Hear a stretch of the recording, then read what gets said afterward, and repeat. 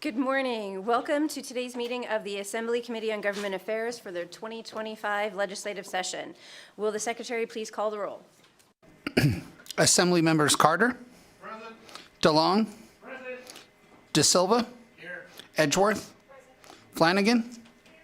Gallant. Goulding. Gurr. Hunt. Jackson. Karras. Kasama. Wynn. Chair Considine. Present, and please mark Assemblymember Kasama absent excused. We have a quorum. Again, good morning. Welcome to those in Carson City, those joining by video conference in Las Vegas, and those listening over the internet. I'd like to begin with some housekeeping measures. First, please silence your electronic devices. If you wish to testify, please sign in at the table by the door and provide a business card to the committee secretary. When testifying, please turn on the microphone and clearly state your name and any affiliation for the record. Turn the microphone off each time you are done speaking. If providing handouts, please ensure that hard copies are available for members of the public. Electronic copies should have been submitted to our committee manager by 9 a.m. yesterday for committee members today. We expect courtesy and respect in our interactions during the meeting, even if we disagree with someone else's position. I encourage committee members to ask questions and engage with the material presented. If you have any follow-up questions, please flag them for me so we can ensure we balance our time effectively during today's meetings. Committee members will be using their laptops to view handouts and other documents. Please do not interpret this as a sign of disrespect or inattention. With that, let's get started. Today, we will hear two presentations followed by two bill hearings. For our presentations, we will begin with the City of North Las Vegas, followed by the Division of Forestry of the State Department of Conservation and Natural Resources. After these presentations, we will hear Assembly Bill 57, which revises provisions relating to the Nevada Intrastate Mutual Aid System, and then Assembly Bill 14, which revises provisions relating to certain public officers. City of Las Vegas, we will start with your presentation. Please come up to the table. Our presentation from the City of North Las Vegas will be presented by Mayor Pamela Goins-Brown, Michaela Moore, City Manager, and Wesley Harper, Director of Government Affairs. Please go ahead when you're ready.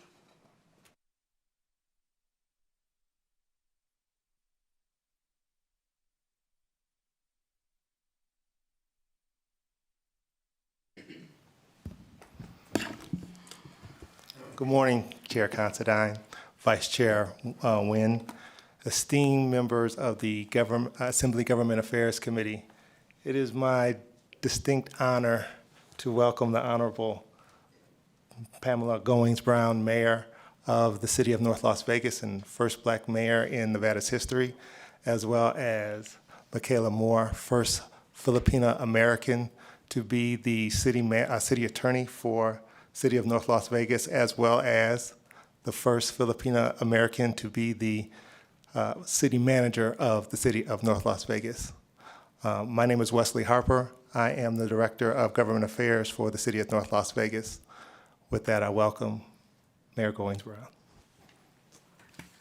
Good morning, Assembly members. As stated, I am Pamela Goins-Brown and so proud to be the Mayor of the City of North Las Vegas.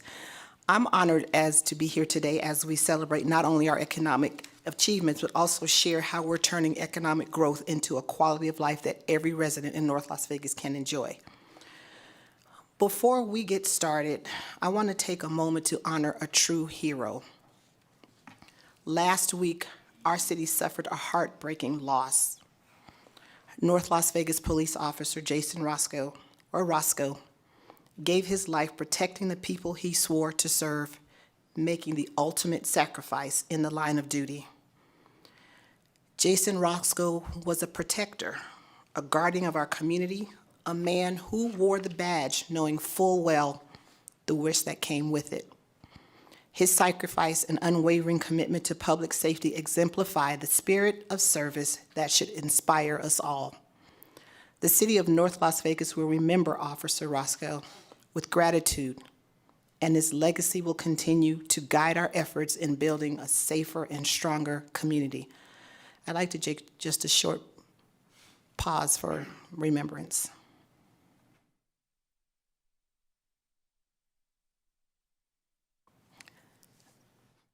Thank you.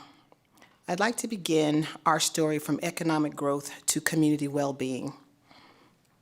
And that is the engine that drives our community's quality of life. Every major investment, from our upgraded infrastructure to the new business developments, directly supports enhanced public services and community amenities. These initiatives are just not about building structures. We're creating career opportunities. We're enhancing education. We're bolstering public safety and expanding recreational opportunities for our families. Our vision is clear: a future where improved public spaces, enriched educational opportunities, and accessible community services that all contributes to long-term quality for every resident in North Las Vegas. Our most impactful investment will always be in our people. The Dolores Huerta Resource Center, scheduled to open soon, is a community hub where residents can access workforce training, legal workshops, health services, and technology training. Similarly, our commitment to sustainable innovation is embodied in UCAT, and that acronym is the Urban Center for Advanced Agricultural Technologies. And as the first state-approved urban agriculture zone, this initiative received $1.5 million ARPA investment, and this is going to drive food sustainability and also increase workforce development. These programs empower our residents to create long-term sustainability for themselves and their families. A pressing issue is just addressing affordable housing and its challenges, and we're all familiar with that. And it's a pressing issue in our community as well. With many residents in North Las Vegas earning under $35,000 a year, the need for affordable housing options is more critical than ever. In 2023, North Las Vegas had over 2,000 subsidized affordable housing units. With our population of over 280,000, that's about 1 unit for every 131 residents. That clearly highlights that there is a shortage. One of the significant challenges is affordability. Studies show that 2-bedroom apartments in North Las Vegas requires a $30 an hour wage. This is well beyond reach for many in our community. So to address that gap, we are partnering with private developers, state agencies to create affordable housing options, especially for our seniors and our low-income housing.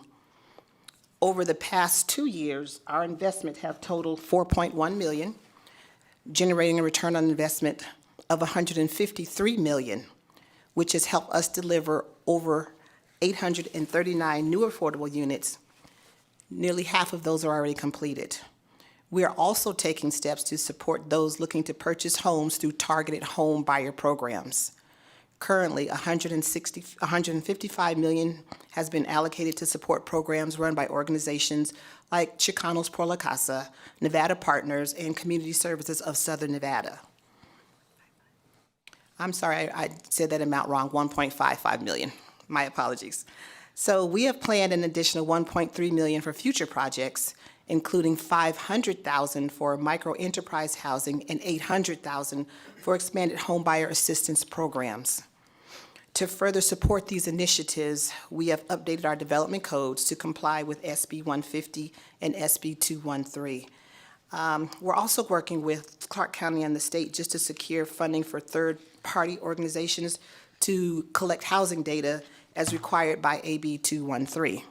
And this ensures that we have accurate data and that our decisions are informed by that accurate and are always up to date. So through all of these efforts, we're committed to making affordable housing a reality in North Las Vegas and ensure that every resident has access to safe, affordable housing. I'd like to bolster about our next team. It's our home team and the tremendous work that they do. And our homeless team, the acronym is our Homeless Outreach and Mobile Engagement Team, and we just call it HOME. The team is at the forefront of our efforts to provide comprehensive support to those experiencing homelessness. They're committed to not just offering temporary relief, but also truly transforming lives. Their mission is also clear. The goal is to transition families out of homelessness into sustainable housing and just helping them to rebuild their lives.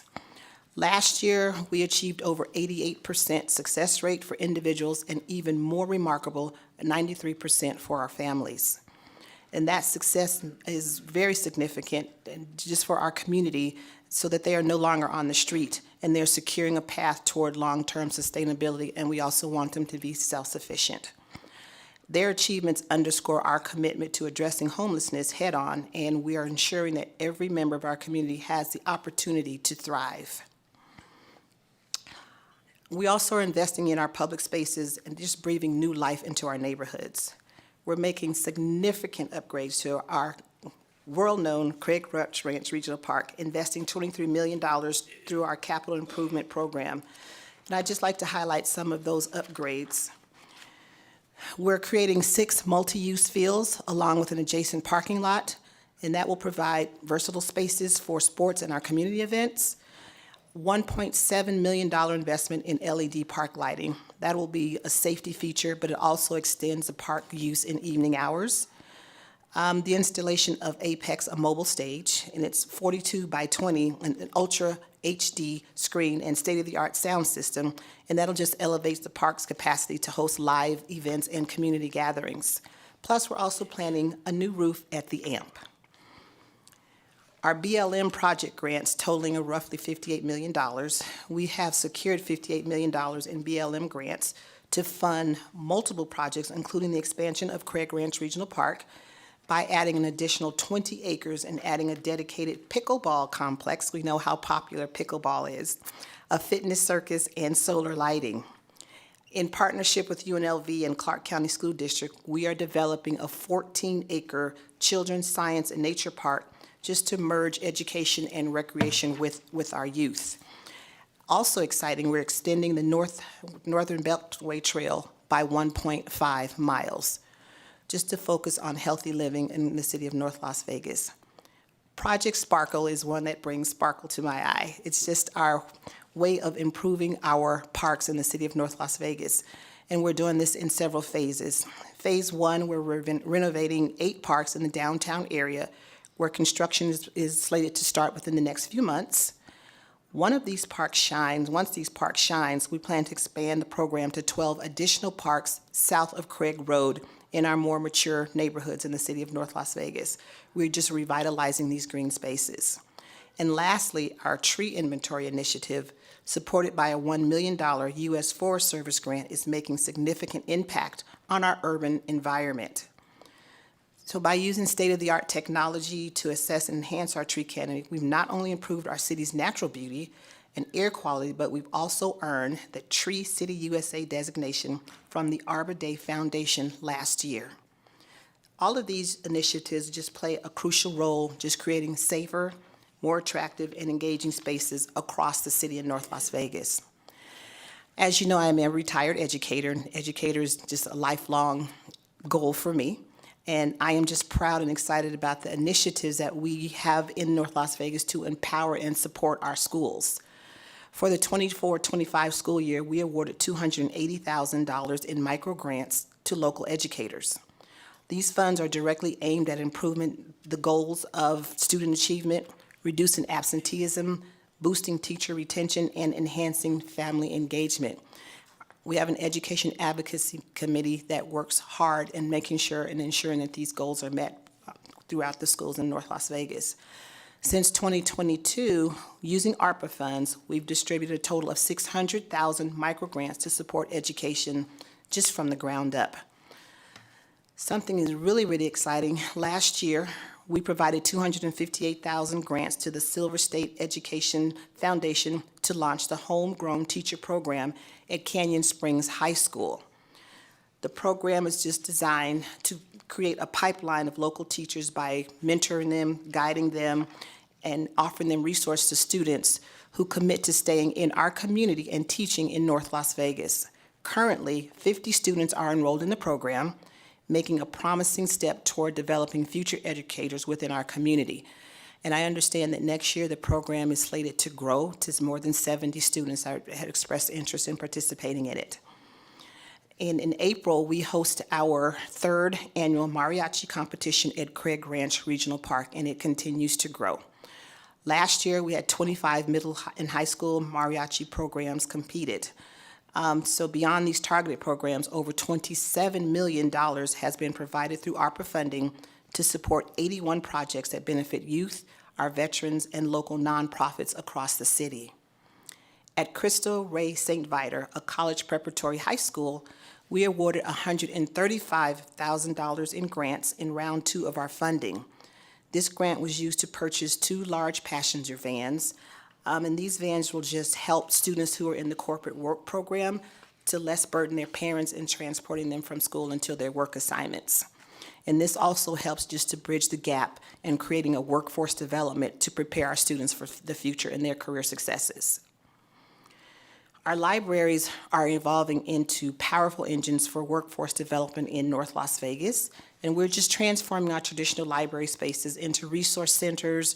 We're supporting our community's economic growth and our career readiness. At our Aliante branch library, we've launched the Employ Nevada Business Hub, and it has been a game changer.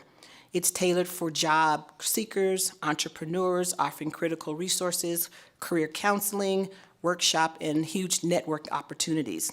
And we call it our one-stop designation, so residents can come and gain the skills that they need to connect and be competitive in today's job market. Equally exciting at our Alexandra Library is the Employ Envy Youth Hub. This is designed to engage our younger residents, providing them programs focused on job readiness and career exploration. So we want to nurture that young talent, and hopefully they will stay right here in North Las Vegas in their future and become our workforce.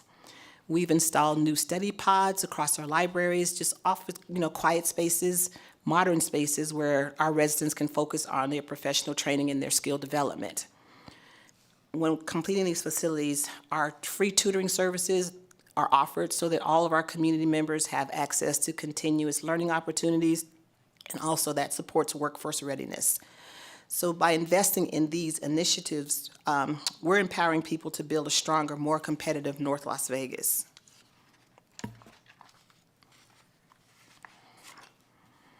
And lastly, our progress over the past year is a testament to our commitment to smart growth, economic opportunity, and community well-being. The residents we serve in North Las Vegas are those same families whose dreams and futures our state legislators work to support here in Carson City. I invite you to join us in shaping the future of Las Vegas, a future where economic success and community vitality go hand in hand. I want to thank you for your time, your support, and for being a part of our shared journey toward a brighter future in North Las Vegas. And with that, I am happy to introduce our city manager, Michaela Moore. Thank you, Mayor. Good morning, legislators. I'm Michaela Moore, City Manager for the City of North Las Vegas. Today, I'm proud to share how our focused investments and dedicated work over the past year are transforming North Las Vegas into a premier destination for economic opportunity and community progress. So let's start where everything begins. North Las Vegas is governed by an elected mayor and 4 city council members who set our city's strategic policies and vision. This vision, in turn, is empowered by our city team who work every day to implement these policies and bring our plans to fruition. Now I'd like to introduce you to our leadership team that drives North Las Vegas forward. Supporting me is our team of 3 assistant city managers, Rebecca Gibson, William Hardy, and Sally Moore. We also have Jared Luke, our Senior Director of Government Affairs and Economic Development, who is instrumental in fostering partnerships and driving the economic growth that benefits all residents of North Las Vegas. Together, our team embodies our commitment to effective governance, financial stability, and robust economic development, ensuring that North Las Vegas continues to thrive and serve its community with excellence. So the city of North Las Vegas is the largest minority-majority city in Nevada and one of the most diverse cities in the United States. This diverse population is a powerful asset that drives our creativity, innovation, and our economic progress. As you can see, our demographic profile not only defines who we are, but also fuels our commitment to inclusion and innovation. Our community's dynamic and multicultural diversity is key to how we are building a thriving, resilient, and forward-thinking North Las Vegas and continue driving on the progress of the city's economic development. And we're happy to show you how these targeted investments that we've made, smart infrastructure enhancements, are creating an environment that attracts businesses, fuels job creation, and delivers long-term value. Our general fund budget is divided into 8 key functional areas supporting critical city operations and services. General government, which includes our administrative functions like the city manager, city council, and other vital departments, accounts for $60.3 million or 18.8% of our budget. The judicial function, managing all municipal court operations, received $10.4 million or 3.2% of our budget towards our legal processes that continue to serve our community fairly and efficiently. Public safety is our largest expenditure, with $155 million allocated, representing 48.3% of our general fund, highlighting our commitment to maintaining and enhancing the safety and security of North Las Vegas through our police, fire, and emergency services. Our public works budget stands at $9.6 million, or 3% of our budget, reflecting our dedication to maintaining and improving the infrastructure that supports our daily operations. Culture and recreation represents 5.7%, or $18.2 million, that's invested to enrich our community through parks, recreational programs, and cultural initiatives. Community support, which amounts to 3%, or $9.8 million, focuses on programs that enhance the economic well-being and quality of life for our residents. Lastly, our budget also includes allocations for debt service, contingency, and transfers to other funds for a balanced and comprehensive approach to fiscal management. We strive to optimally use our resources to support city operations, drive growth, and improve the quality of life for our residents and businesses in North Las Vegas. Another item I'm happy to note is that in the 2024 calendar year, North Las Vegas had 117 active federal grants totaling over $233 million. Among these, our ARPA funding, as Mayor discussed, was a standout with $46 million dedicated to critical projects. 35% of our ARPA funds, or approximately $16.2 million, was sub-awarded directly to the community through 47 sub-awards, ensuring that these funds reach those who need them the most. I'd like to turn our attention to the Consolidated Tax Distribution, or CTAX, which remains the largest revenue source for our general fund. This highly elastic revenue is collected by the state and allocated to our city based on statutory formulas. For fiscal year 2025, the CTAX budget is estimated at $90.8 million, a very slight decrease of 0.1% from our fiscal year 2024 projection.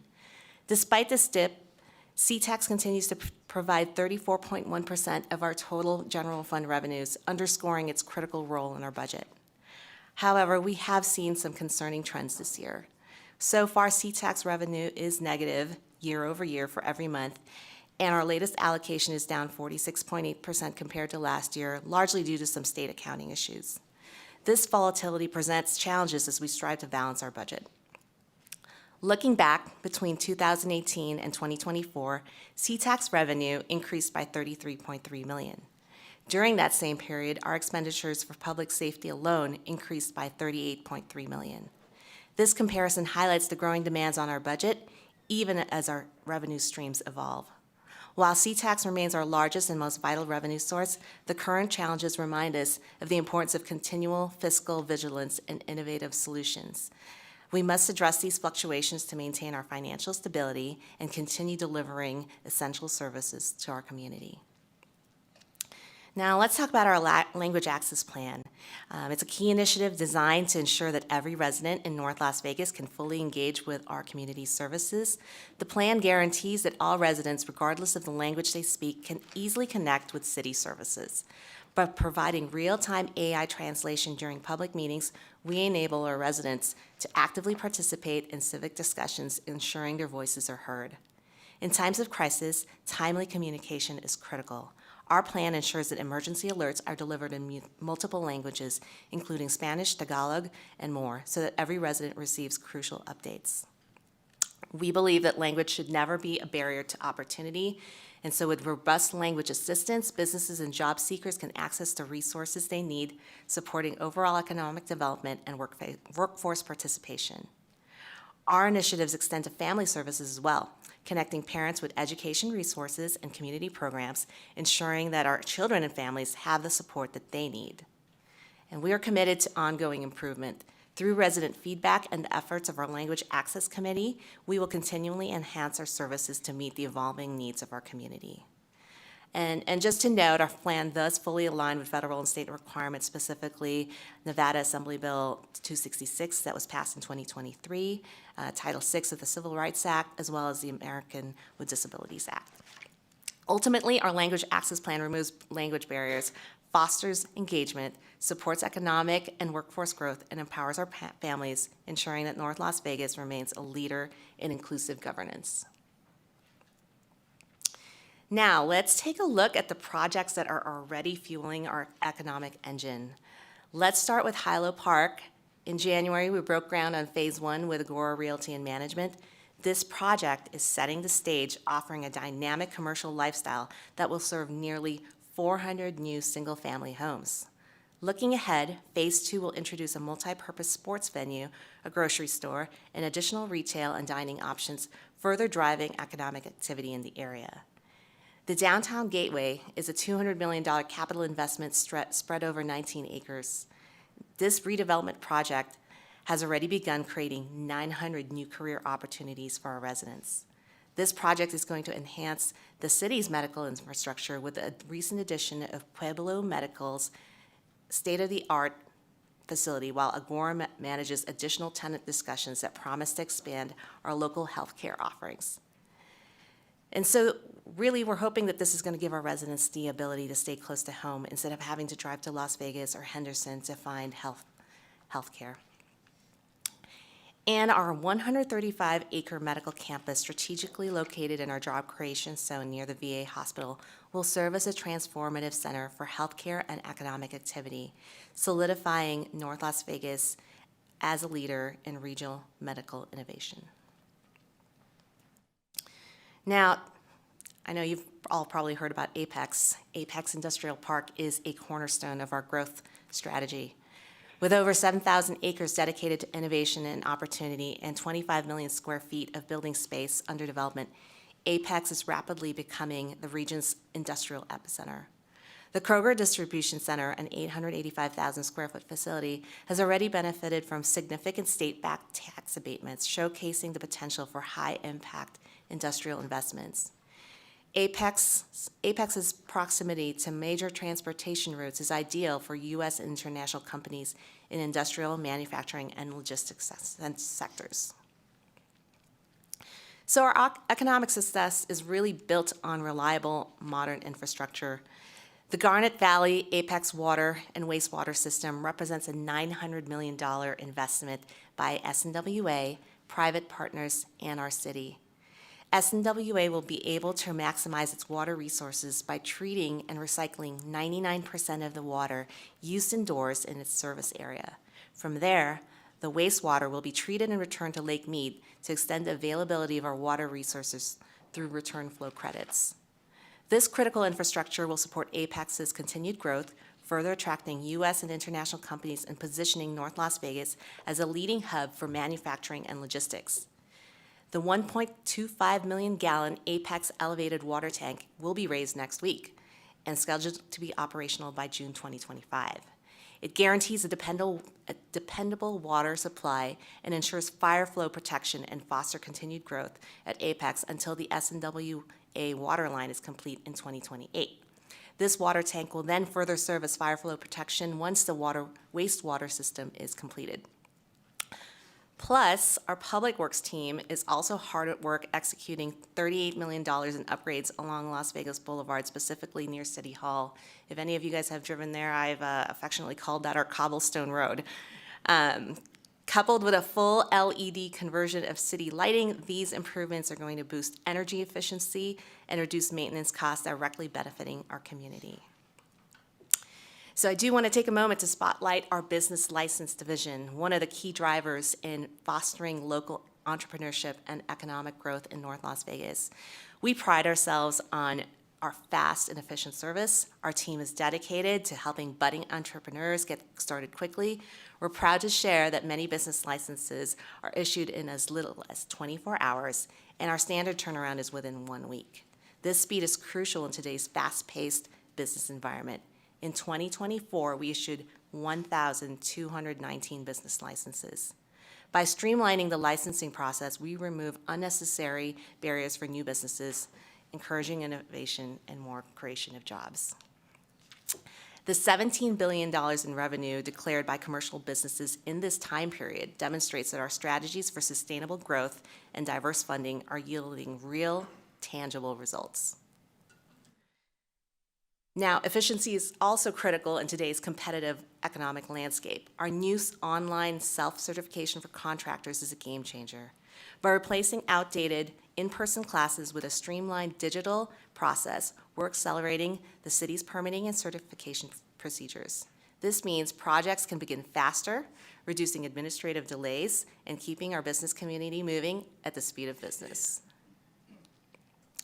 We know that a secure and stable environment is essential for our sustained economic growth. Our new North Las Vegas Police Department North Central Area Command is a state-of-the-art facility featuring a mobile command center, K-9 units, a SWAT team, and over 80 officers, ensuring rapid and effective response capabilities. We've also relocated our police training academy to North Las Vegas. Previously, our officers would have to commute to SECTA, which is close to Henderson, for training. This further reinforces our commitment to safety and readiness while keeping our officers close to home. On the fire safety front, Fire Station 58, a 14,000 square foot facility, is now fully operational and is home to a ladder truck and an ambulance with additional apparatus bays and dorm units to allow future expansion. We are also in the process of rebuilding and modernizing our downtown Fire Station 51 and totally replacing the structure from 1974. So our continued success relies on strong partnerships and legislative support. We need your continued collaboration to secure the necessary funding and implement policies that will accelerate these investments. Together, we can help ensure that North Las Vegas remains at the forefront of economic innovation and growth. I invite you to join and support us as we push our strategic plan forward. Let's work together to create a dynamic, business-friendly environment that propels North Las Vegas and the state of Nevada into a future of sustainable prosperity. Thank you for your time and commitment to our shared vision of economic excellence and growth. Thank you, and we're happy to begin taking some questions. Thank you so much for that presentation. We have several questions. We're going to start this morning with Assemblymember Flanagan. Good morning. Thank you for being here. All the way from my great city, the city of North Las Vegas, so thank you for being here. You mentioned the Hilo Park project, and you also mentioned the Home Buyer Incentive Program. And there has been some additional questions in the community as to how Hilo Park will work, so it's kind of a combination of questions. Will people, once you build the housing in that space, will that Home Buyer Incentive Program benefit people to move into that area? And how do you see Hilo Park benefiting the surrounding or adjacent historic West Las Vegas neighborhood and the accessibility? So I'm sorry, Michaela Moore, for the record. Thank you, Assemblymember Flanagan, for the question. Chair Considine, through you. Just go direct. Okay, thank you. Assemblymember Flanagan, thank you for your question. The developer of Hilo Park did sell the parcel south on the southern portion of Hilo Park where the Texas station sat. There's going to be 400 housing units that are going to be built there, and it is contemplated to be mostly affordable housing. And in terms of the connectivity, that area is supposed to be connecting to the first phase that we did the groundbreaking on last month. And that is designed so that there is that live, work, play connectivity, and so potentially that the people living there could also work there, do their business there. And in terms of actually the impact to the community as a whole, we are hoping that it is going to be an economic driver in terms of resources, amenities. One of the things that we always hear from our residents is we have to drive out of North Las Vegas to go get somewhere to eat or go do any kind of commercial activities. And so what Hilo Park is going to bring is going to bring all these amenities right there at their doorstep and hopefully revitalize that area surrounding it. So we're really excited about that. And then across the street, that's going to be the next phase where the Fiesta Station used to sit, and that's also going to be a big retail hub with a multi-sports athletic venue. And so there's also further, we're hoping that it's not going to just drive people within North Las Vegas, it's going to pull other people in the whole valley, and I think that's going to make it a really nice amenity for the community. Thank you. Our next question is from Assemblymember Goulding. Thank you, Chair. Congratulations on being a tree city. It was very exciting. And I'm excited to hear that you're focused on increasing access to healthcare in your community, also super important. Do you have other plans to address the urban heat island issue that we're all facing in the state? So on two components of this I'm interested in. One, on infrastructure, so certainly building a tree canopy helps that, but do you have other strategies? And secondarily, what are the services that you provide for your citizens when there are heat events that your citizens are facing? Thank you, Assemblymember Golding, for your question.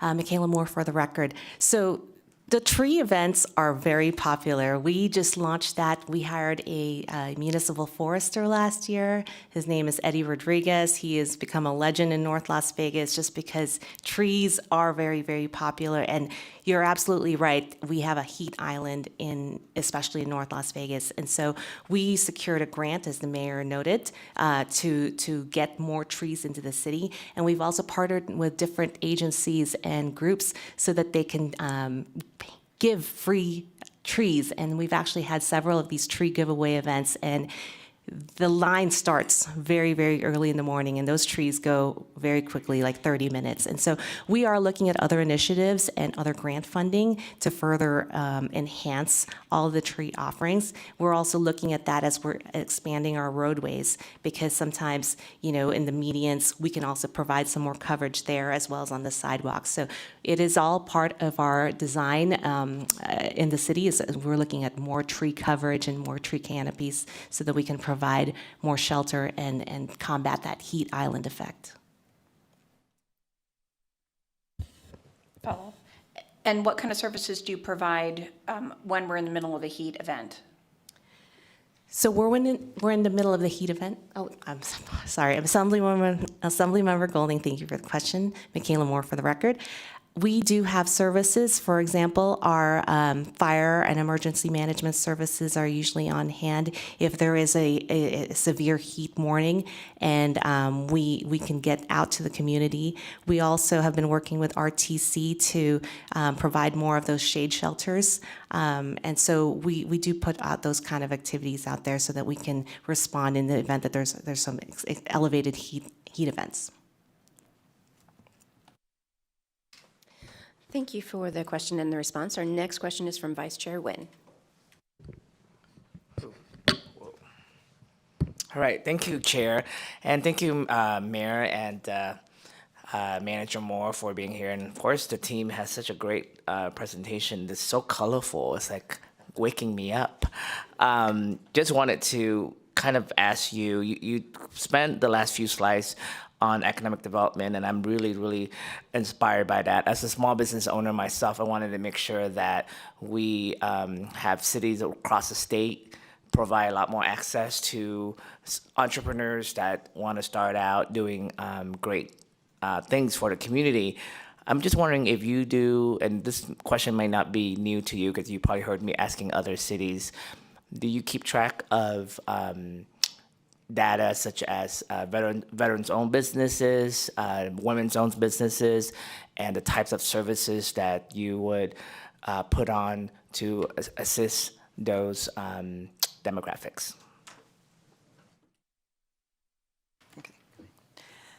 Thank you, Assemblymember Nguyen. Yes, Mayor Pamela Goins-Brown, for the record. To answer your question, we absolutely do track our Small Business Connector. The goal of it was to be a catalyst for our veteran-owned businesses or entrepreneurs, women-owned businesses, minority-owned businesses. So we absolutely do track that data, and we also assist them with everything they need from A to Z to be successful and to sustain their businesses, and offer, what services we can even help them with, choosing those and right employees to partner with those businesses to ensure their success. Thank you, Chair. Just quickly, if you could, I know if you don't have that data right now, it's fine, but if you could get that to the committee, we would appreciate if you have a percentage of the number of veterans-owned businesses, women's-owned businesses. If you have those data, you don't have it today, it's fine. If you can get that to the committee, that'd be great. Thank you, we will. Assemblymember Michaela Moore, for the record, I actually do have that information for you. Oh, perfect. And so, as we noted, last year we had 1,219 businesses licensed in 2024. 946 of them, or 78%, were registered as women, minority, or veteran-owned.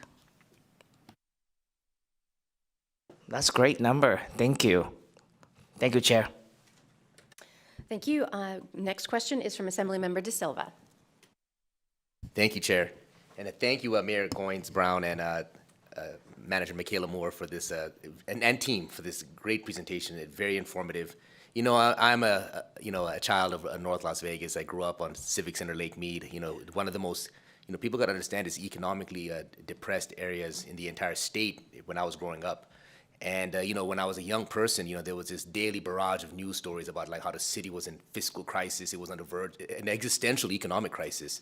And to come out of that and, to a place where, we are one of the most, I think, in North Las Vegas, dynamic and economically vibrant cities, not just in Nevada, but in the entire American West, is a huge sort of achievement. I think it's one of those things that we don't talk about and celebrate as much in the state. And I know that, Mayor, you were a big part of that economic revitalization. So, my question is two-part. One is the area that I grew up in. I know that we have the downtown Gateway project taking place there. I was wondering if you could speak a little bit more about some of the sort of investments that the city is making, the investments that the city is bringing in to that particular part of the city, and then also the libraries. I'm a big fan of the North Las Vegas Library District. I know that even in recent years, with Director Forrest Lewis and then Dr. Melvin King there's been a real revitalization as well with the library system. And I know that they've been historically sort of disadvantaged in terms of the funding mechanisms. I know there's a funding stream issue there that has to be addressed. So my question is, what can the state do to help create a more vibrant funding mechanism for the North Las Vegas libraries? That would be my second question. Thank you, Madam Chair. Thank you, Assemblymember, for your question. Michaela Moore, for the record. First, I'll address downtown. So we are really excited because those parcels right near City Hall, it's basically 19 acres, and it's right at the gateway of Lake Mead. If you go and exit Lake Mead right now, you'll see all of the work that's going in. And one of the first things that's going in there is a innovative Starbucks, which is going to be a training hub for other Starbucks employees around the area. And so we already have a catalyst, if you will, that's going to be right sitting there at the intersection of North 5th and Lake Mead. Around that, there's going to hopefully be a pedestrian retail community with more restaurants and amenities. And again, this is to help lift the community, that they can have nice amenities right there, walking distance, driving distance to where they live. As I noted earlier too, we're going to be making improvements on Las Vegas Boulevard North, and really have it be kind of our it's called the gateway. It's literally going to be the gateway to the city. One of the things that, one of the first things I've done as city manager is I hired a redevelopment specialist. And so one of those projects he's taking on is really improving our facade improvement program so that all those businesses along that area can have a facelift, so to say. In addition, we have started to do community cleanups. In fact, we are having one this morning in Ward 1. And we've been able to partner with Republic Services. And so what we worked out with them is that they're going to go give us about anywhere from 10 to 11 community cleanup events throughout the year, and we'll go throughout different parts of the city with a focus really on some of these like older neighborhoods that probably needed a little bit more. So this is going to be a great effort that hopefully once we start these initiatives, people are going to take a lot more pride in their neighborhoods and communities, and then we can really work on that momentum to clean and revitalize these areas. In terms of what you're asking, right, with the libraries, that is definitely near and dear to us. Mayor highlighted a lot of the innovative things that we've been doing in that space.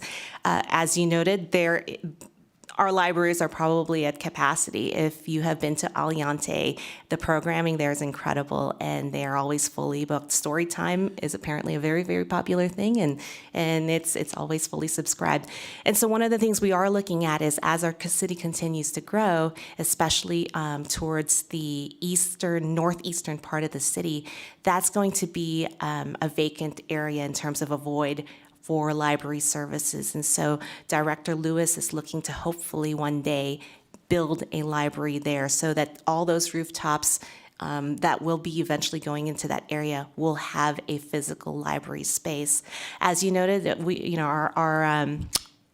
the only unique library district in the state in terms of we do not get a C-tax allocation unlike other library districts. We have to take it from our property tax, which is another reason why if you look at the property tax of our city compared to other cities, it's slightly higher. But that's because we had to take it out of property tax. So in terms of solutions, I mean, it would be helpful to see if we could, I guess, have something that's a little bit more dynamic, like C-tax. As we all know, property tax is capped and it's limited. And so just a little bit of history in terms of like existing facilities, the city had to essentially subsidize the payment of the capital for those buildings because the library didn't have enough capital to build those buildings within the city. And so it does continue to pose a long-term issue, but the library district is saving money so that we can try and build a library in the future for this other area where we know there's going to be a great need. Thank you. Our next question is from Assemblymember Carter. Thank you. I'll follow Assemblymember De Silva's pattern. I've got two questions. I'll ask them both and then let you answer. The first one has to do with affordable housing. We're hearing tons of stuff about affordable housing, and I'm wondering if the city of North Las Vegas is putting in any protections to not facilitate this new stock ending up as rental properties being gobbled up by property management corporations or investment corporations, adding to the already problem of affordable home ownership. My district deals with the same thing as North Las Vegas does. You know, somewhere north of 40% non-owner occupied single-family residences that are multi-units that are owned by corporations or investment groups. That's the first one, is if we're doing anything to protect that, stop our state money from, or anybody's money from flowing into subsidizing investment companies. The second one is one that we talked about last time, and you've been very, very good on being communicative in the interim, but when I hear Apex and about the wastewater, is that going to flow into that wastewater treatment plant out there where the Nellis Air Force Base golf course used to be, that has created a plague of gnats in my district because it's dumping improperly into the Sloan Channel? And it's getting worse and worse every year. And I worry when I hear this that we're going to have increased flow and make it worse if more flows into that from Apex. Thank you.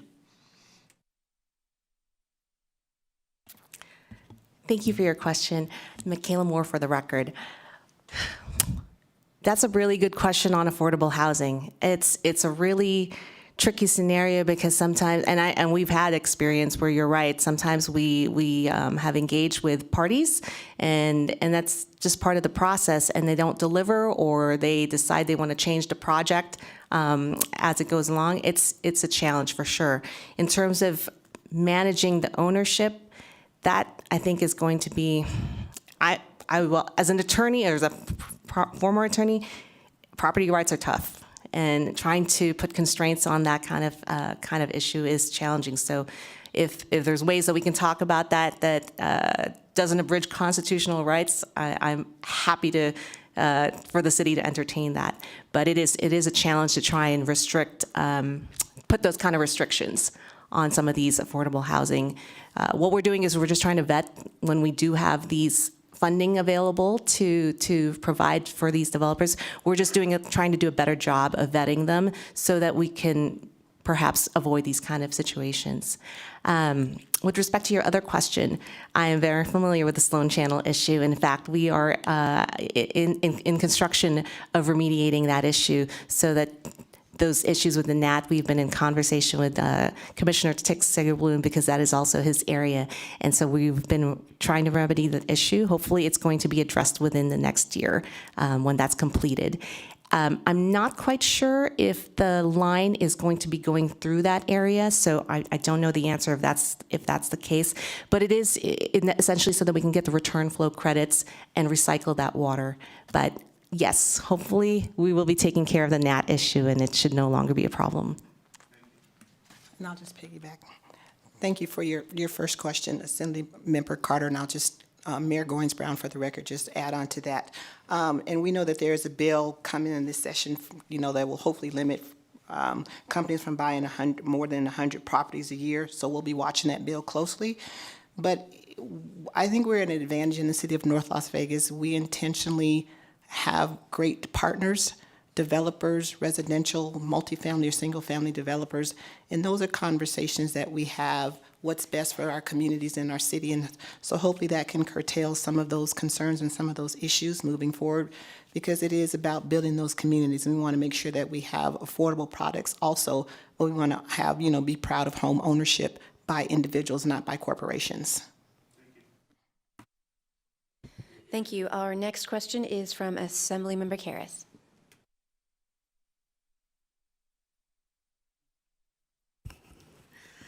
Good morning. Thank you, Chair. I think it's fabulous what you're trying to do with the Texas Station, Fiesta Station area. So thank you for that. It'd be wonderful if you have success revitalizing that area the way that the city of Las Vegas did with the Main Street area. So I wish you luck. I do have a question, though. So you're talking about the Apex Industrial Park, and I know how far away it is. Most people don't realize how far away it is, and I know that your city of North Las Vegas covers a very large area. It seems to me that there's going to be a number of good jobs all the way out there, very, very far from the part of your city that would benefit from those jobs the most. Do you have any plans in your development of that, in getting your hopeful job seekers out there? Thank you for the question, Assemblymember. Michaela Moore for the record. We've actually been in conversation with the RTC on solutions. As you know, they have some funding constraints as well, but we have been working actively with them, and with our Councilman Barone, who does sit on the board, he's been engaging with them as well on solutions and what kind of transit solutions we can maybe find so that we can get access, because you're right, those are going to be good paying jobs. In fact, they are currently good paying jobs, with some of them at around $19 an hour starting with benefits. Thank you for that. Thank you, Chair. Thank you, Assemblymember. We will go back to Assemblymember Flanagan. Thank you, Madam Chair.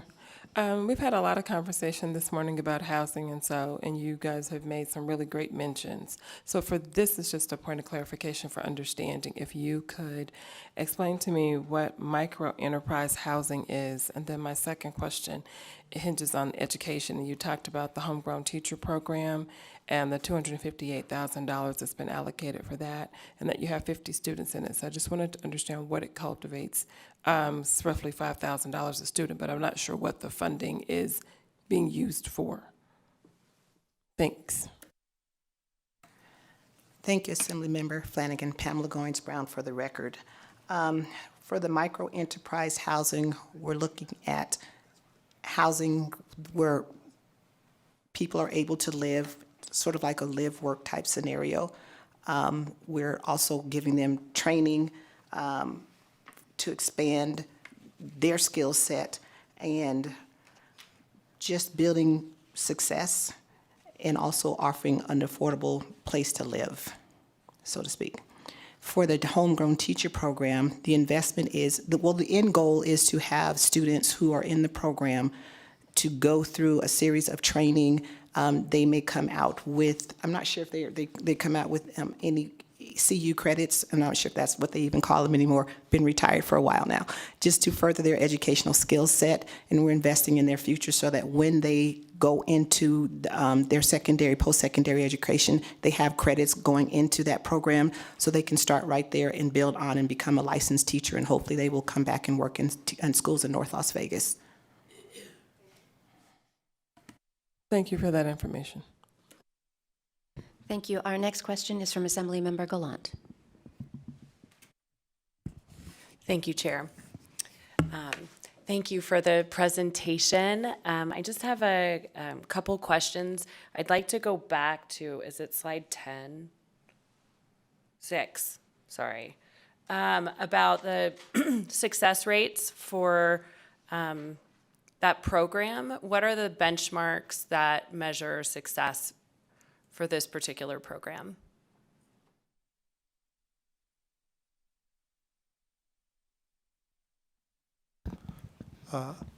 Thank you, Assemblymember Gallant. Wesley Harper for the record. Which program specifically? The home team with the homelessness, like getting people stable and into homes. I'm curious, what's the benchmark? I've worked with a lot of programs like with DFS, and it seems to have a high failure rate because there's not enough wraparound services. So I'm like, what are you guys doing different, and how can we kind of replicate that in other areas of our community?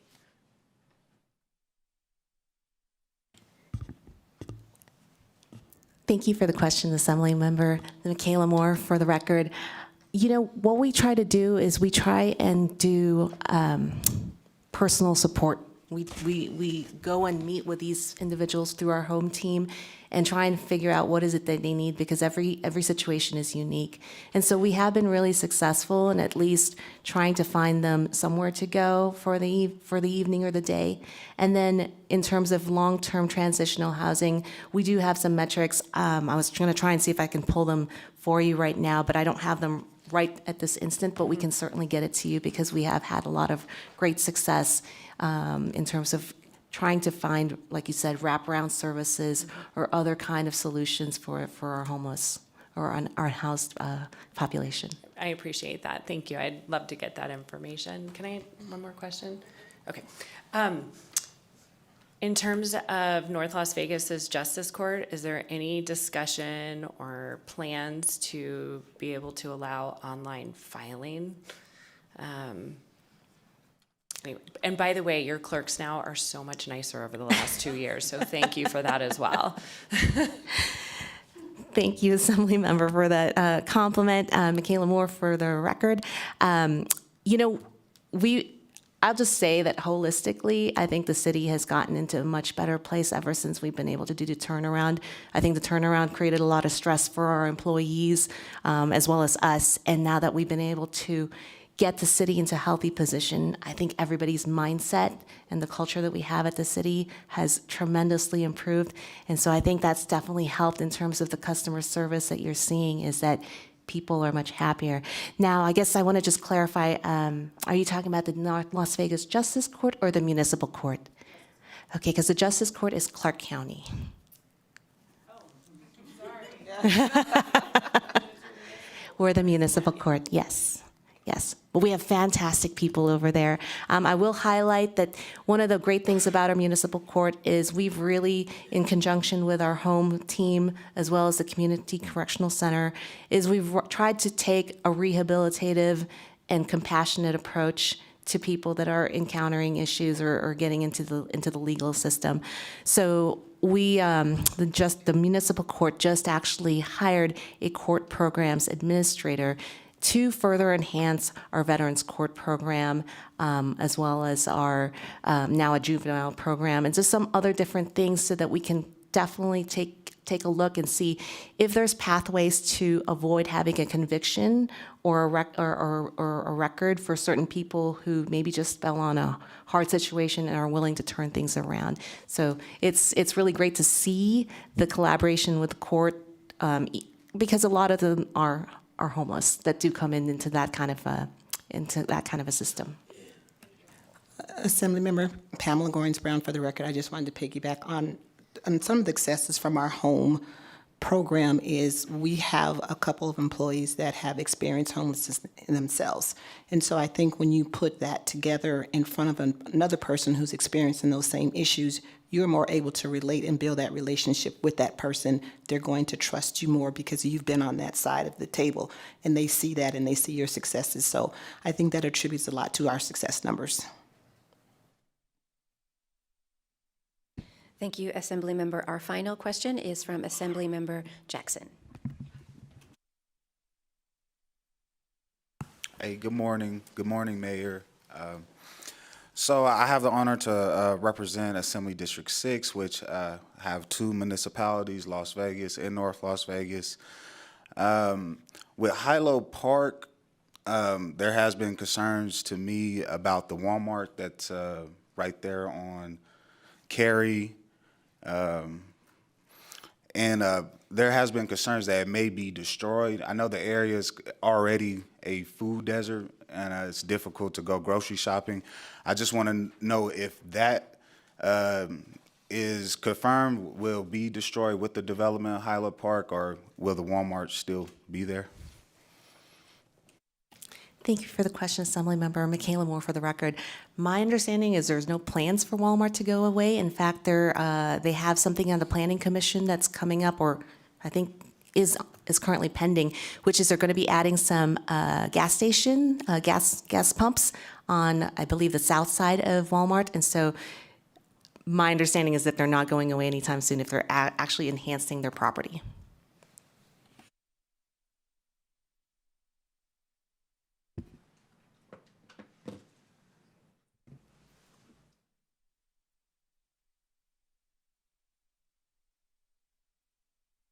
Okay. All right, great. Thank you. Thank you so much. That was a great presentation, and thank you for answering all of the questions. There might be some follow-up from some of the committee members. If so, would you please send those responses to the full committee? Thank you.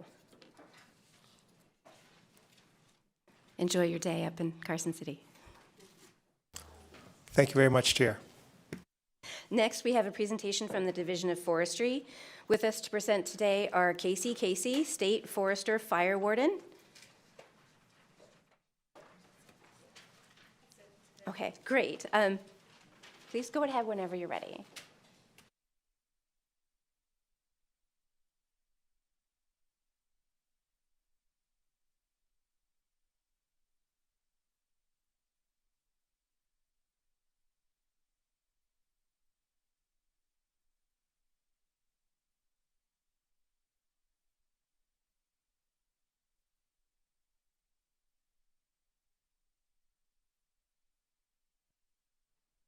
I'm not sure how to get it in presentation mode, but it's up there.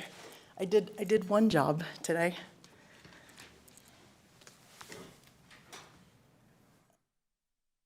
Full screen. Oh, thank you. Thank you, Chair, members of the committee. For the record, Casey Casey, State Forester Fire Warden for the Nevada Division of Forestry.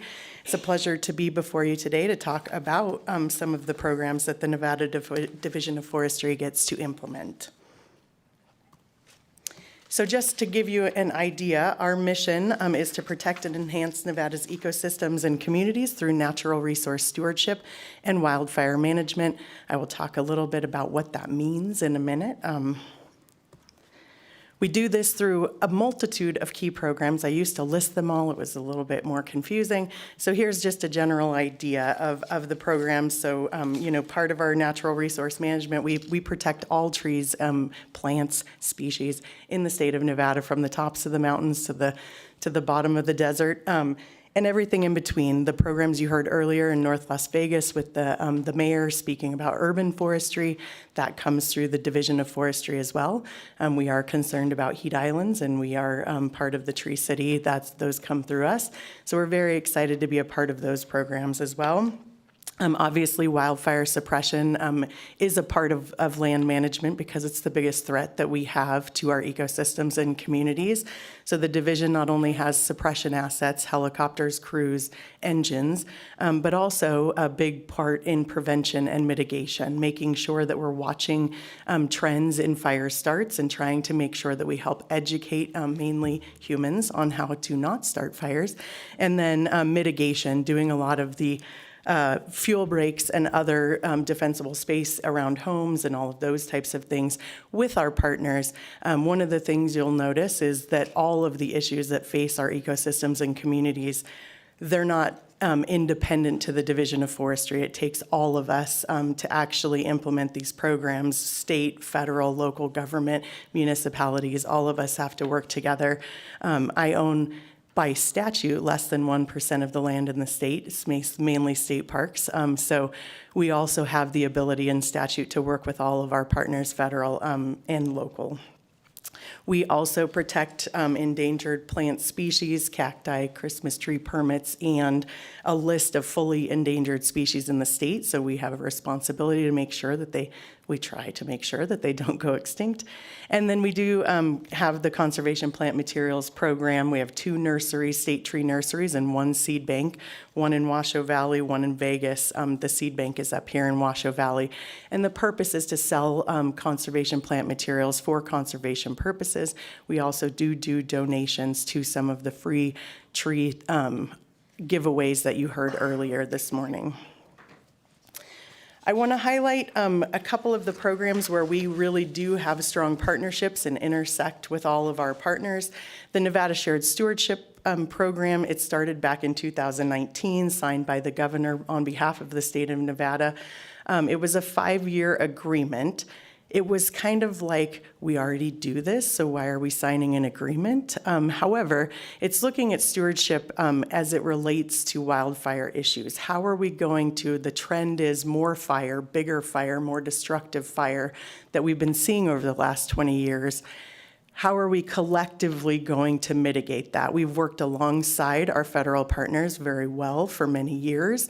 But we haven't planned together how we're going to mitigate that risk, and that's what this agreement did. This agreement started as a collaborative approach between the federal, state, and local government entities to say, one, where are we going to prioritize our limited funding and limited resources to manage wildfire risk?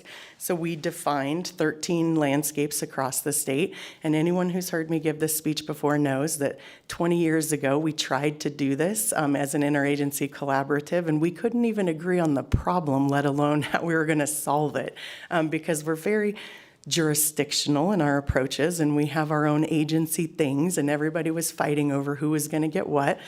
So flash forward to 5 years ago, and the map, we put 29 data layers into this GIS model, and it basically popped up all of the areas any of us would have drawn with a crayon as the highest risk areas for whatever reason, and we agreed on something without even arguing. So big milestone in my career that I'm very proud of. And what did we do? So the first agreement, we put very small goals in there. We had the goal of trying to increase our acreage in these 13 landscapes by 50% over the 5 years. We blew that number out of the water. We were averaged about 130% increase in acreage treated in those areas year over year. Why was there a difference? Well, it was a question we kept asking ourselves, and I think it was one leader's intent. I only have control over my staff, and if I tell you you must work with other people and you must be nice and you will cooperate, then I get them to move differently. But we also were planning differently. What we required at the ground level is 5-year plans of action. So we're giving high-level leaders intent. At the ground level, they're including multiple different partners, homeowners, landowners, businesses, and they're telling us where is it most critical to reduce this wildfire risk, and how are you going to implement it regardless of whose land it is.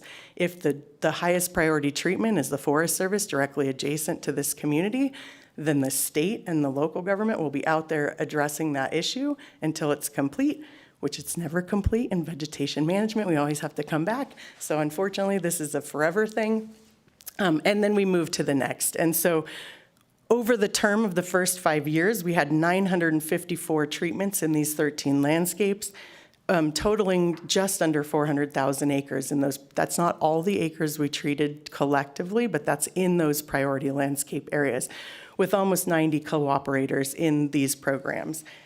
We were very, very proud of that. We also brought in about $117 million in federal investments to help us pay for those types of treatments, which also was pretty cool. One of the areas that did receive funding was they called it the Sierra and Elko fronts, all the way up into Elko. Elko is a high fire risk and high fire occurrence area in the state, and receives very little love in the way of mitigation. And so this was very exciting for us.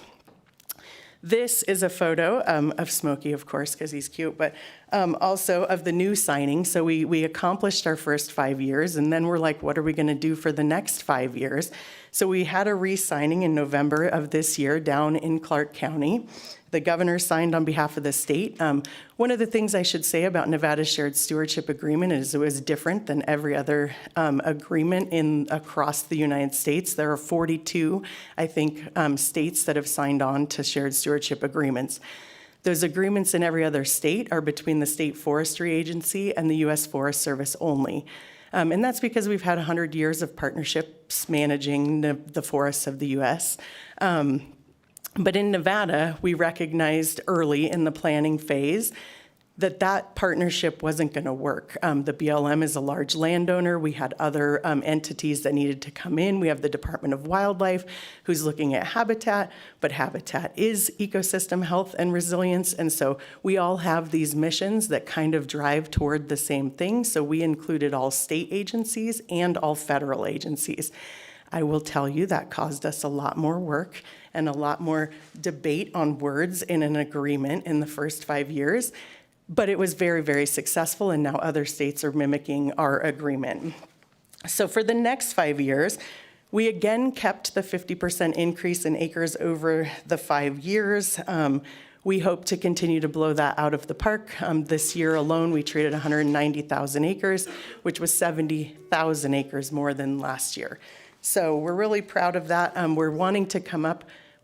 That's okay. I'll take a water break. One of the things we're trying to do this year is come up with outcome-based metrics. A lot of what you see is acres treated, but what does that mean? Did we create resilient landscapes? Did we create new migratory areas for mule deer or birds? What did we do in the ecosystem that's different than just treating acres? And so we are going to try to come up with new outcome-based metrics. One of the things we learned in the last 5 years and the great, what do they call it? The great resignation. All of us have brand new staff. We've never had this number of new staff across all of our agencies. And so one of the things that we recognized is we had a strong push in that first 5 years because everybody who was with us actually built this ship as we started, sailing in the seas.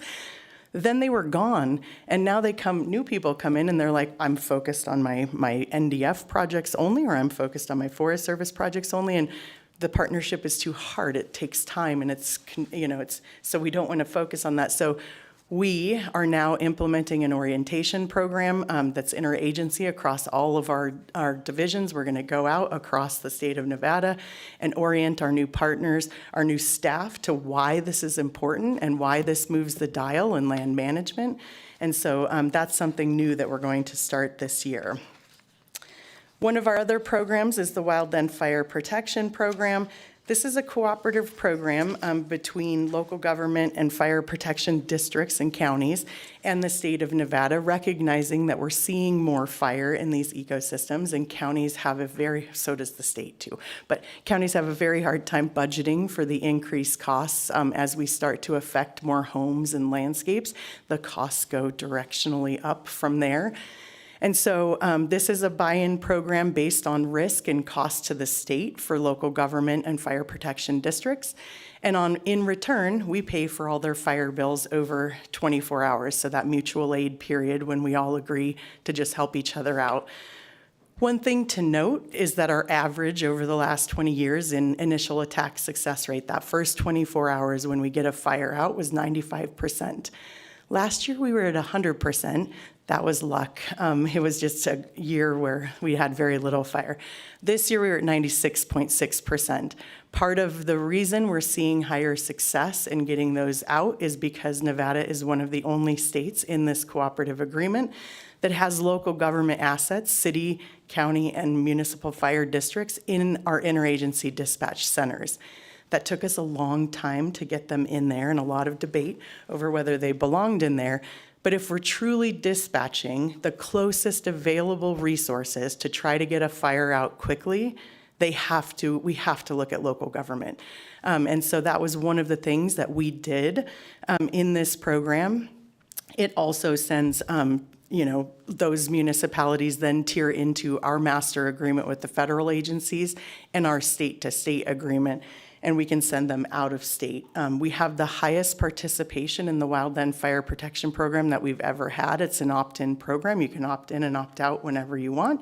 And we only have 2 small districts in Las Vegas out right now, one of which was the city of North Las Vegas. But I think they're coming back in this year. They don't have a lot of wildland fires, so there was not a lot of need for them to be in. Where they want to be in is to be able to be sent, say, to California to help in that fire response.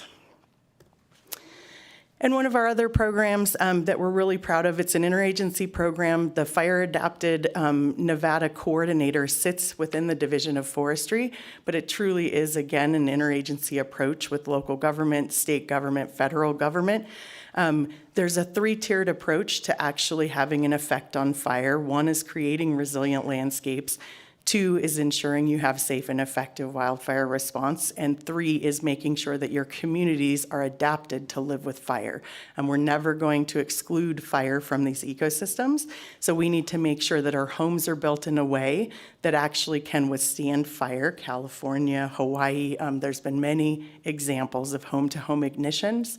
And the only thing that might have helped those homes is making sure that they were built more resilient. When you look at the outcomes of those, what lasted concrete built homes and those that were built with stucco and tile roofs. There's a lot of different ways to retrofit homes, and that's what Fire Adapted Nevada is trying to accomplish. We're trying to help educate homeowners and builders before you built it. The cheapest time to actually implement these things is when you're building it, not retrofitting it. So that's part of what we do, and we have a great example of a Gold Star community up here in Clear Creek, actually, where we did a lot of the treatment in the forest ahead of the community coming in. The Forest Service, the tribe, the state of Nevada, we did a whole bunch of logging. It's much easier for me to pull logs out before your house is there and I cut down your favorite tree. You didn't know it was there when I've already done it. So then they built their community around knowing that fire is going to come down that drainage at some point. So they put in the sprinklers, they built to the WUI code, which the state fire marshal adopts in cooperation with us. So that's what this program is doing. It's connecting homeowners and communities with the resources and the people that they need to be in contact with to try to retrofit and build differently, to own the risk that they have, the defensible space parts, to make sure that they're implementing and keeping those up. And so we help with both from making community wildfire protection plans to try to help incentivize and bring in federal funds. We do get a lot of our funding through the U.S. Forest Service programs, the Bureau of Land Management programs, to help communities with this. FEMA, although FEMA is hard, and then we go into implementing, there were 2 FireWise designations in the state of Nevada, 2 communities 8 years ago who had the national recognition of being FireWise, which means you've put in an upfront investment in your community, and every year you meet an annual quota of making sure that you're doing your defensible space or you're doing your home hardening, and they get certified. Today we have 65 communities in Nevada and growing. And a number doesn't matter if they're not participating. At one point we had 140 of these communities across the state, but they weren't really active. And so it is really important for us as the leader of, well, as the agency with the coordinator, we are not the leader. Working with all of our agencies to ensure that all of these communities are actively engaged, that they're in the right areas, that we're targeting the areas that are of most critical need from a wildfire perspective, and that we keep them engaged. And then their engagement actually brings in the partnerships. So if the community is doing all the work that they need to be doing, and then the Forest Service, that's the direct adjacent landowner, or the BLM, or the state of Nevada, we're doing what we need to around the outside. We're putting the best protections in place to help that community withstand a wildfire, and we're giving a safe place for firefighters to defend homes. Because as you saw in California, there are conditions under all the worst conditions, which is what happens with those 2 or 5% that get away from us, where we're not going to put firefighters in front of that fire line because their lives just aren't worth losing over the protection of homes. And so under those conditions, we're gonna get everyone out quickly and then stand and defend at a place where it's safe. And so it's important that these communities be ready to withstand that flaming front. And I could go on and on and on, but I won't. I'll spare you the indecency. So I thank you for your time here today, and I'm happy to answer any questions. Thank you so much for that presentation. We do have a question from Assemblymember Goulding. Thank you. There's so many questions to ask about fire, so I'm going to limit myself to just 2. So you mentioned treatment several times. Can you expand on that, what treatment is? And then a follow-up question on a little bit about what you do after fire, or looking out at the Davis Fire footprint there. Are there some reseeding plans? What can we do? It's just devastating every time you drive by there, and I guess the good thing about that is it's a reminder every single day of the reality of fire danger. So those 2, what exactly is treatment, and then what resources are available for follow-up after fire? Thank you for the question, Chair, through you to Assembly Member Goulding. And again, for the record, Casey. So treatments, sorry about that. I speak in tongues usually and acronyms all the time, but treatments are anything from a shaded fuel break, defensible space. We're looking at prescribed fire. Anything that is actually managing vegetation. Some of our treatments include mistletoe treatments. We're looking at forest health activities, but from a fire perspective, we're usually looking at fuel breaks, shaded fuel breaks, where we're leaving some vegetation and taking some vegetation. And the purpose of a fuel break really is to slow a wall of flames that's coming into a community usually, or into an ecosystem that we're trying to protect, so that firefighters, it lowers it from sometimes in trees, a crown fire to a ground fire, and then we can safely put firefighters in front of it to actually defend against it coming in. There's multiple different treatments. Pictured here is our pile burning up in the basin, which we are doing today. Our windows for prescribed fire are pretty narrow. But we do all kinds of different treatments across these landscapes. And part of that is in the planning phase. You're looking at what are we going to be most successful in. As many of you know, we have a fun, noxious friend, cheatgrass and brome grasses in the south that tends to like to come back in areas we've cleared. So part of our treatment plan has to look at what vegetation is going to come back in. So we do herbicide applications, we do aerial seeding, we do all kinds of treatments. From an after-fire perspective, we do a lot of different things. In the Davis fire specifically, we are looking at a salvage logging operation. We're working with the mill and the landowners. The federal government, I don't think, plans to do a logging operation on their end, but we are looking at doing that, trying to get some of that dead and dying out so it doesn't fall down in the areas where it's critically where it could have an effect, where you've got snags or trees that are unsafe. And we are looking at a reseeding, a helicopter reseeding. Our helicopters, we have 3.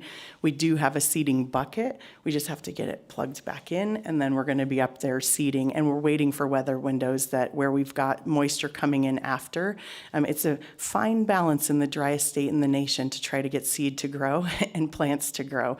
But part of what we do after every fire, federal, state, and everyone comes together, and we, the Forest Service, I guess the name is evading me right now, BEAR teams, the burned area emergency response teams, they come in and look at all of the data. We look at how hot a fire burned, what chances of natural regrowth do we have. One of the successes in the Davis fire is we collectively, the federal, state, and local government entities, had done a lot of work in there. So one of the things you will see is big pockets of standing live trees. That's because we treated in those areas. So we're going to see a lot of natural regeneration if we get some water, if we get some snow and some rain in high enough quantities. So we kind of look at where we think we're going to have the highest chances of success, and we implement in those areas following fire. Thank you. Any other questions from the committee? Great. Assemblymember DeLong. Thank you, Chair. Thank you for the presentation, really good. Having been evacuated for a week in Davis, I thought the response by all the teams was amazing. That we kept it from running all the way into Reno. But we do have to thank the way the weather did work on that Wednesday. We were very fortunate. Question about local participation in Washoe County down to Douglas County, and maybe even more particularly in the basin on both sides of the line. How many of the local fire agencies are participating in that joint activity? Thank you for the question, Chair, through you. Again, okay, and again for the record, Casey. So participating in the WFPP, or yes, all of them along the front here. Almost every county and every fire protection district is participating along the front here. And specific to the Davis fire, that was a very proud moment in my 22-year career also. I've never seen assets move as quickly as we were able to do. One of the reasons is we had the governor enabled us to move the National Guard. Usually that takes us almost a week to get the orders out, to make sure that they're ready, to get them equipped and out. They were there within a day, and it was the first utility of a crew that we've been building for 3 years, a firefighting crew with the National Guard. We had been training them, we had equipped them. They hadn't been able to get out on a fire because we just didn't have a lot of fire that lasted long enough. So we got them out. We learned quickly that some of them did not want to do that ever again, and then some of them may find a career in this. So it was great for both of us to learn how that would work. We saw a lot of there was a great air show. We were able to fly aircraft. That's different in other times. There are times when the wind's too strong and our aircraft cannot fly. We were able and lucky to get that. The 4 scoopers certainly helped with water, reinforce what the ground crews were doing. That helped protect the Reno. We had a scenario looking like Palisades when they talked a 7-mile run into Reno, which at that point would have been home to home ignitions. We were very nervous about that, but we had a lot of firefighters at the time. Nationally, we were at preparedness level 5, which means everybody's tapped for resources. We've got fire all over the U.S. We're starting to exhaust all national resources, but we were number 1 in the nation for that fire. So that helps when you're ordering things. The incident commander's getting everything they're ordering. And then we were able to enact our CAL FIRE agreement to double the scooper ability. So everything we had and always do on every fire, we were able to throw at it. We don't always have all the assets we need, and that's part of the problem. Thank you very much. Thank you, Chair. Thank you for the question. And it looks like that will conclude the presentation, but Fire Warden, if you want to stay there, I will now open the hearing on AB 57, which revises provisions relating to the Nevada Intrastate Mutual Aid System. To present this measure, we have Casey, State Forester Fire Warden. Please go ahead when you're ready. Thank you, Chair and members of the committee. I haven't been before you very often, but now I've been before you twice in a day, so this is great. I would have had a co-presenter here with me, Brett Compston, the Director of the Department of Emergency Management. However, he was tied up today, but he is aware of this, and we worked together to create this bill. And we're both in support of moving this forward. This is really a clean up bill in AB 57. Mutual aid, just to give a little bit of a, mutual aid is that first 24-hour period when we all agree that it doesn't matter cost. Our goal is to get the fire out within that first 24 hours, and all hands need to be on deck, closest hands available to put that fire out. So Nevada has a state law, 414A, that requires us to work together in that way, so we don't need a million different agreements in order to do so. And like I had said earlier, we did put these local government assets into our dispatch centers, which then actually coordinates this mutual aid. So the initial fire bell dings into 911 usually.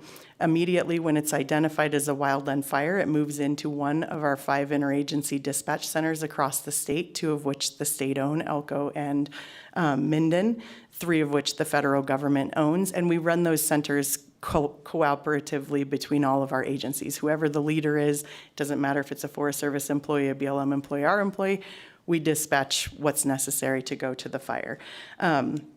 So currently, back in 2000, prior to 2008, mutual aid for local government lived with the Division of Forestry, and then the recession hit, and we gave that back to the counties.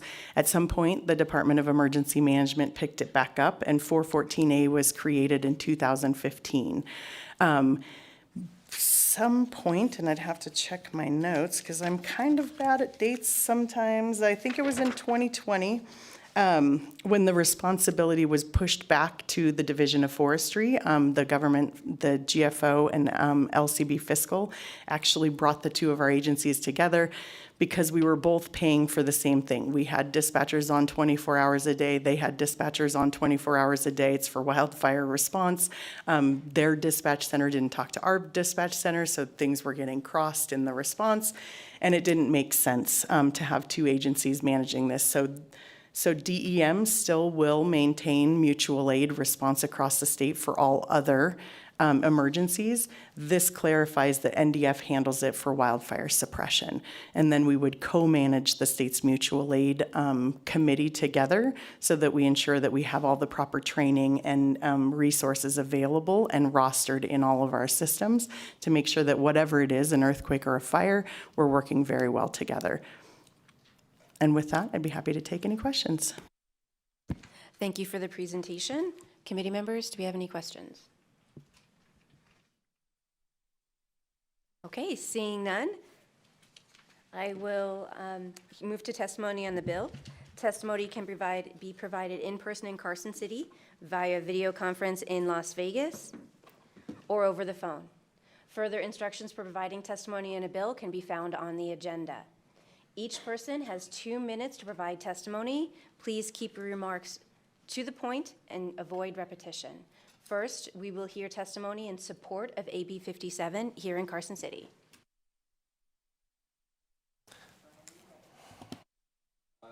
Good morning, everybody. Todd Inglesby, Professional Firefighters Nevada. We support this bill. Having a dispatch system that's uniformly and communicating together is vital to getting the response initiated and started so we can start handling that incident. The fact communication is also one of the most important things that happens when we're at an incident. So to enhance this not only makes it safer for our community, protects our citizens, but also protects our natural resources here in Nevada. Thank you.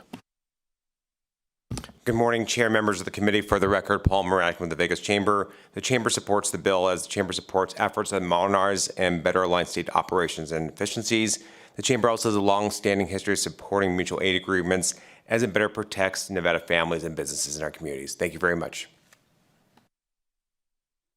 Thank you. Anyone in support in Carson City? Anyone else? Okay, we will move to Las Vegas. Do we have anyone in support in Las Vegas?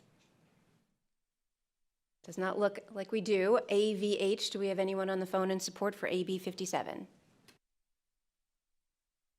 Chair, the public line is open and working. We have no callers for support at this time. Thank you very much. Next, then, we will move to testimony in opposition to AB 57. Do we have anyone in Carson City in opposition that would like to testify? Seeing none, we'll move to the city of Las Vegas. Anyone in Las Vegas willing to testify in opposition to AB 57? Does not look like we have anyone. AVH, is there anyone on the line to testify in opposition for AB 57? Thank you, Chair. The public line is open and working. We have no callers for opposition at this time. Thank you. Is there anyone wishing to testify in neutral on this bill in Carson City? Seeing none. In Las Vegas? Seeing no one. AVH, do we have anyone on the line to testify in neutral? The public line is open and working. We have no callers for neutral at this time.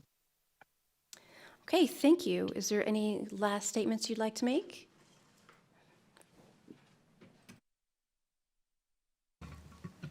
Thank you, Chair and members of the committee. I don't have any last statements. I just appreciate the time that you've given me today, and I appreciate the support that the legislature and the governor's office has provided to our agency.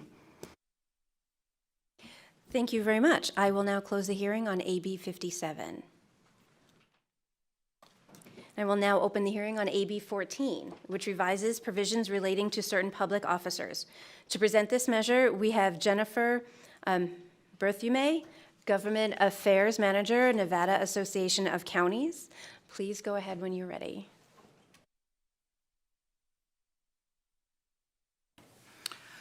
Good morning, Chair Considine, Vice Chair Nguyen, and members of the Assembly Committee on Government Affairs. For the record, my name is Jennifer Berthume, that's Berthiaume. I serve as the Government Affairs Manager at the Nevada Association of Counties, or NACO. Thank you for the opportunity to present Assembly Bill 14 on behalf of NACO, whose members represent all 17 of Nevada's counties. AB 14 would require county elected officials to be registered to vote in the state of Nevada. The list of county officials includes commissioners, clerks, recorders, sheriffs, treasurers, assessors, district attorneys, public administrators, and constables. Current law requires each of these offices, except DAs, to be qualified electors in their respective counties. In the case of district attorneys, they must be residents of the state and duly licensed and admitted to practice law in all courts of the state. Registering to vote is the first step in participating in elections, whether it's for local, state, or national offices, as well as important ballot measures. Through conversations with our members, they felt that aside from voting being a fundamental democratic right and civic responsibility, there was also a need for consistency. Typically, I would walk through the bill, but really the only change is the cleanup requiring county elected officials to be registered voters, in addition to being qualified electors. With that, I would like to provide a couple of examples where some inconsistency has occurred. First, in Carson City, all of the boards, committees, and commissions such as Parks and Recreation, Historic Resources Commission, Debt Management Commission, Audit Committee, and Planning Commissions require that members of those bodies appointed by the Board of Supervisors be registered voters. In Douglas County, upon doing some research and reaching out to the Legislative Council Bureau, they discovered that to file for trustee of a general improvement district, an individual is required to be both a qualified elector and a registered voter within the GID.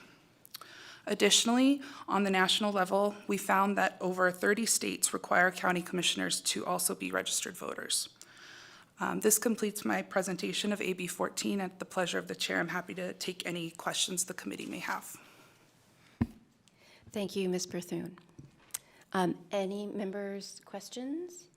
Assemblymember De Silva. Thank you, Chair. I just had a very quick, more of a point of information. I know this is a cleanup bill here, but was there any sort of like situation that brought this to bear to attention, or was this just strictly an administrative sort of move? Thank you.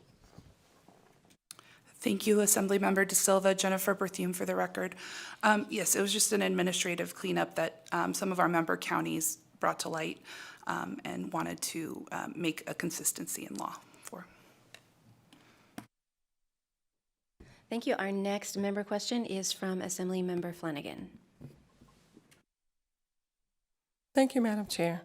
I just want a point of understanding as it deals with county positions. I didn't see any, does it not apply to school districts even though they represent county entities in theory? Thank you, Assemblymember Flanagan. For the record, Jennifer Berthium.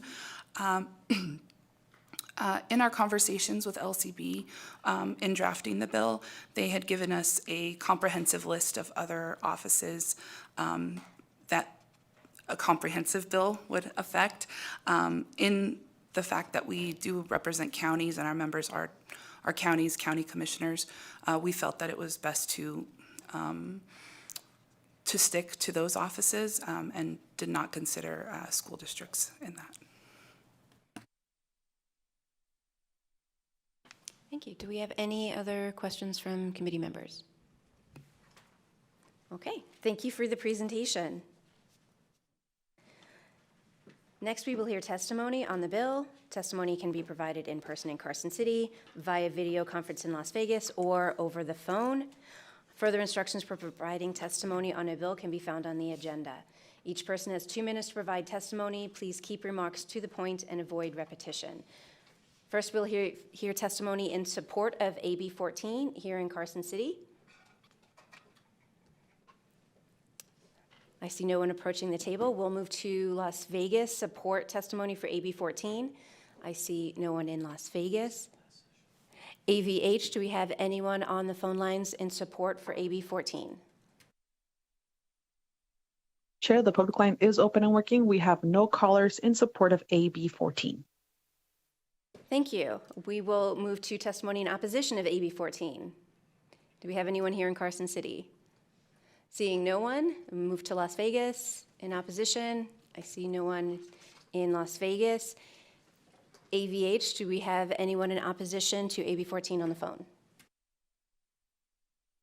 Thank you, Chair. The public line is open and working. We have no callers in opposition of AB 14. Thank you very much. And finally, we'll move to neutral. Is there anyone in Carson City wishing to testify in neutral on AB 14? Seeing no one, if there's anyone in Las Vegas for neutral, seeing no one there. And AVH, is there anyone on the phone lines for neutral testimony to AB 14? The public line is open and working. We have no callers for neutral. Thank you so much. If the presenter had any, okay. Thank you. I will close the hearing on AB 14. Before committee members pack up, we have one more item. We are introducing BDR number 2363, which authorizes any county to create an office of registrar of voters. Remember, voting in favor of introducing a BDR does not imply a commitment to supporting the measure later.